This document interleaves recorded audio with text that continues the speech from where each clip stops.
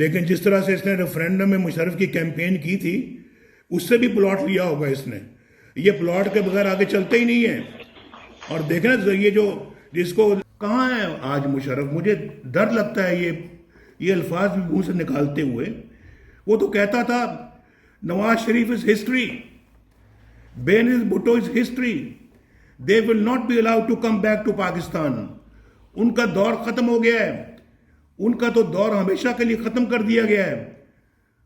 ہم تو بھائی واپس آ گئے. اللہ نے نواز شریف پہ یعنی کہ اتنا بڑا احسان کیا کہ اس کو تیسری مرتبہ پھر وزیر اعظم بنا دیا. لیکن آج وہ مشرف کدھر ہے؟